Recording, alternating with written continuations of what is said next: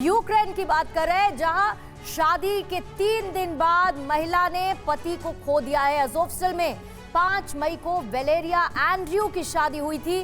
3 दिन बाद रूस से लड़ाई में एंड्रयू की मौत हुई। महिला सैनिक वैलेरिया ने फेसबुक पर एक पोस्ट शेयर किया है और ये एक इमोशनल पोस्ट है। महिला ने बंकर में शादी की तस्वीरें भी शेयर की हैं और साथ ही ये भी बताया कि कैसे शादी के ठीक 3 दिन बाद महिला ने अपने पति को इस युद्ध में खो दिया। बिल्कुल पूर्णिमा, भावुक करने वाली ये तस्वीरें, और युद्ध से ऐसी जब तस्वीरें निकलती हैं तो पूरी दुनिया ये सोचती है कि वॉर की जरूरत क्यों है। और इधर देखिए, इस बीच एक खबर है, रूस यूक्रेन में बातचीत की उम्मीद लगभग खत्म। जी हां, यूक्रेन के राष्ट्रपति ज़ेलेंस्की का बयान सामने आया है। रूस सभी इलाके खाली करेगा तभी बातचीत होगी। रूस के बढ़ते अत्याचारों से अब बातचीत करना मुश्किल। ज़ेलेंस्की का ये बयान याद होगा आपको, ज़ेलेंस्की पहले कहते रहे कि हम बातचीत करने को तैयार हैं, लेकिन अब वो कह रहे हैं कि बातचीत की संभावनाएं खत्म है। मैम, ये फिर से एक यू टर्न। रवि, ये हम पिछले कई दिनों से देख रहे हैं कि वो स्टेटमेंट देते हैं, फिर उससे पीछे हट जाते हैं, फिर एक नया स्टेटमेंट देते हैं, फिर पीछे हटते हैं। 2 दिन बाद आप देखिएगा, क्योंकि जिस तरह से मुझे ये लैंड कॉरिडोर रशिया बनाता हुआ दिख रहा है यूक्रेन में, पक्का ज़ेलेंस्की ये कहेंगे कि आइए हम आपके साथ बातचीत करने को तैयार हैं। क्योंकि डोनबास, लुगांस्क, उसके बाद खार्किव, खेरसोन, मारियोपोल, एक पूरा लैंड कॉरिडोर हमने भी नक्शे पर देखा यूक्रेन में रशिया बना रहा है। अभी इस युद्ध के बीच में क्या सर बातचीत के अलावा कोई और रास्ता आपको निकलता हुआ नजर आ रहा है? भले ही ज़ेलेंस्की अब ये कह दें कि बातचीत की सारी उम्मीदें धीमे धीमे अब खत्म होती जा रही है, और तो कोई रास्ता नजर आता नहीं। 2 चीजें बड़ी क्लियर हैं। ये ज़ेलेंस्की और पुतिन के बीच के बात होने से ये युद्ध खत्म नहीं होगा। ये खत्म हो सकता है सिर्फ अमेरिका और अगर पुतिन की बात हो। और यही चीज परसों इटली के प्राइम मिनिस्टर ने बोली है। अगर आप देखें तो उन्होंने बड़ा क्लियरली ये बोला है कि इसमें जो है अमेरिका और रशिया को बात करनी चाहिए। तो बातचीत क्यों करेगा? अमेरिका को नुकसान क्या होगा? आप देखिए 2 चीजें।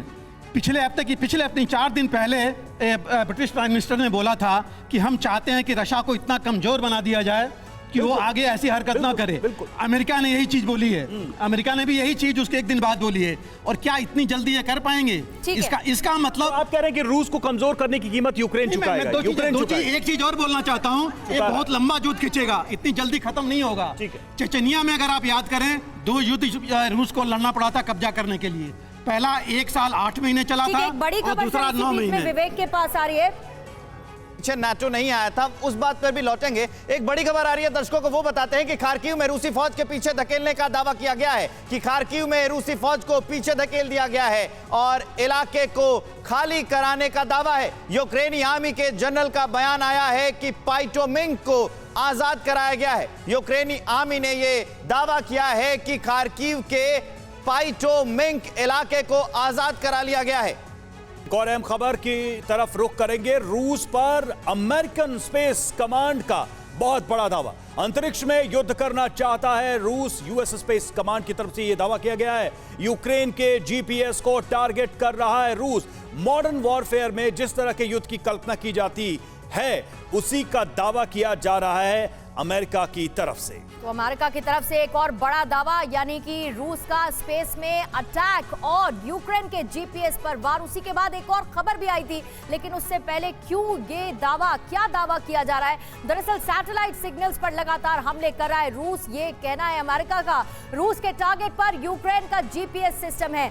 यूक्रेन के जीपीएस सिस्टम को जैम कर रहा है रूस, और युद्ध के साथ रूस ने कई जैमिंग सिस्टम भी लॉन्च कर दिए हैं। ड्रोन हमले रोकने के लिए यूक्रेन के जीपीएस पर अटैक किया जा रहा है। ये यूएस स्पेस कमांड की तरफ से दावा किया जा रहा है। अगर मैम इसको थोड़ा सा आप और इलैबोरेट कर पाए, क्योंकि इसमें यूक्रेन की तरफ से जो काउंटर अटैक हो रहा है उसमें हमने ड्रोन का इस्तेमाल बहुत स्ट्रांगली देखा है, और ये भी देखा है कि इससे रूस को काफी नुकसान पहुंचा गया है। अब स्पेस में क्या इस तरह की कोई प्लानिंग रूस कर सकता है ताकि जड़ से ही खत्म कर दे समस्या? जी बिल्कुल, ये पॉसिबल है। अभी तक एंटी सैटेलाइट मिसाइल्स का कितना यूज़ रूस करेगा कि नहीं, ये तो कहना बहुत मुश्किल है, लेकिन जैमिंग यूज़ करके ये जो ड्रोन का यूसेज है वो बहुत हद तक रिड्यूस किया जा सकता है। और क्योंकि अभी जो रूस है, आप देखेंगे पुतिन की जो स्ट्रैटेजी है वो बहुत ही ज़्यादा ही ऑफेंसिव होती जा रही है। सो ड्रोन को शट डाउन करने की जो पॉलिसी है ये बहुत आराम से इम्प्लीमेंट हो सकती है और ये पक्का रूस एक करेगा। छोटा सा रिएक्शन इधर से भी, मैम कुछ कह रही हैं। रवि, एक चीज बताइए, विक्ट्री डे परेड के 4 दिन पहले तक अमेरिका ये कह रहा था कि पुतिन की मानसिक हालत खराब है, उनका स्वास्थ्य खराब है, वो सोच नहीं पा रहे, वो निर्णय नहीं ले पा रहे। अब आज एक ये नया दावा किया जा रहा है। इसके कुछ दिन पहले ये दावा किया जा रहा था कि पुतिन परमाणु हमला कर देंगे। कभी अमेरिका कहता है कि वे बायोलॉजिकल वॉरफेयर की तरफ जा रहे हैं, कभी कहता है कि रशिया जो है वो केमिकल वॉरफेयर कर तो आप सकता कह रहे है। हैं कि ये सारे बयान एक कंफ्यूजन क्रिएट करने के लिए। बिल्कुल, ये साइकोलॉजिकल वॉरफेयर का एक हिस्सा ठीक है। है। अड़ी सोमवार से शुक्रवार शाम 6 बजे सिर्फ TV9 भारतवर्ष पर।